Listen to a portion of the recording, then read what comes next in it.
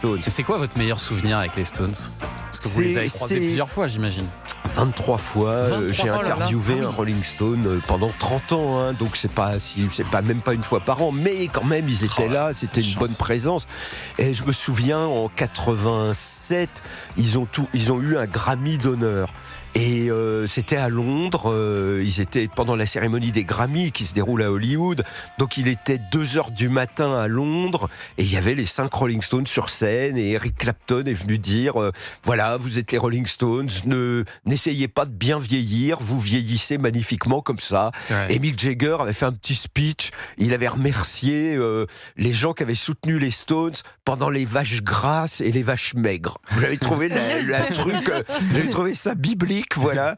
Et après, ça avait duré 7 minutes, hein, parce qu'un Grammy, on te remet un Grammy d'honneur pour l'ensemble de ta carrière, ça prend pas une heure. 7 minutes, et après, il y avait donc Clapton, les Stones, il y avait tous leurs copains, il y avait Stevie Winwood, Eric Burdon, et tout le monde a fait une teuf, mais on s'est mis à boire du Jack Daniels. Une teuf Rolling Stones. Voilà, donc on s'est mis à boire des alcools forts, mais comme s'ils allaient en arrêter la fabrication le lendemain. On était vraiment dans le genre.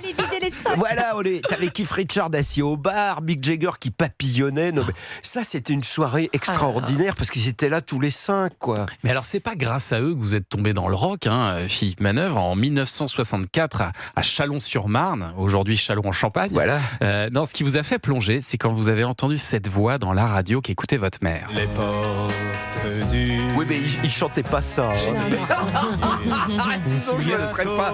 Il chantait un rock. Et il chantait un rock qui s'appelait Les Guitares Jouent. C'est un rock de 64, un peu surf musique. Il avait un guitariste américain appelé Joey Greco et c'était vraiment incroyable. Quand j'ai entendu ça à la radio, je me suis dit parce que là, les portes du pénitencier, voilà. C'est 64 aussi. Hein. Oui, c'était en 64 aussi. Alors, vous écoutiez autre chose alors ? Les Guitares Jouent. Alors ça, c'est ça. Ça ne peut pas durer, jouer. Voilà, il y a une guitare surf et moi, je suis un gamin de 10 ans. J'entends ça et je suis au pays de l'accordéon et je me dis mais c'est ça le truc.